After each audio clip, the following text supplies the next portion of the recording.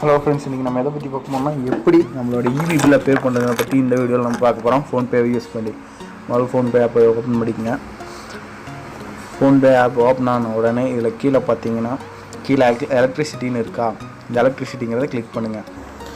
இது இப்படி ஓப்பன் ஆகணுன்னு கீழே ஸ்க்ரோல் பண்ணிங்கன்னா தமிழ்நாடு எலக்ட்ரிசிட்டி போர்டுன்னு ஒன்று இருக்கும்.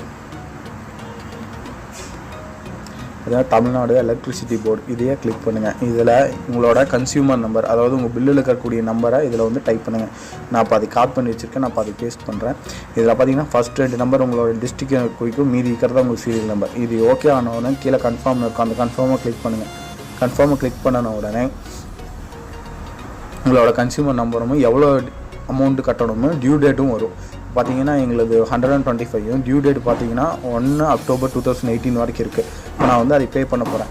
இதில் வந்து நான் யூபிஐ அக்கௌண்ட்டில் எங்கிட்ட ஒன்று இருக்குது, அதில் நான் பே பண்ண போகிறேன். கீழே பார்த்தீங்கன்னா பே பில்லுன்னு இருக்கும், அதை கிளிக் பண்ணுறேன்.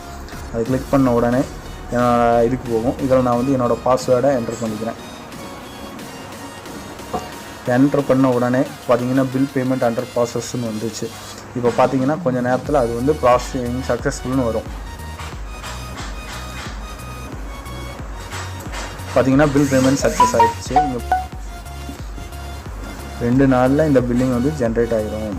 இப்போ வந்து நான் வந்து இது வந்து ஆட்டோ பேமெண்ட்டுக்கான இருக்குது, நான் இப்போ அதை டிசேபிள் பண்ணுறேன். இப்போ கீழே பார்த்தி ஷேரும் பண்ணலாம், இல்லைன்னா சேவ் பண்ணிக்கலாம், அவ்வளோதான். பார்த்தீங்கன்னா எலக்ட்ரிசிட்டி பில் பே பண்ணியாச்சு.